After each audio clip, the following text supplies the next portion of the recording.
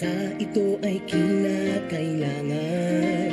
Tayo man magtulong-tulong, napaunlarin ang mahal nating bayan.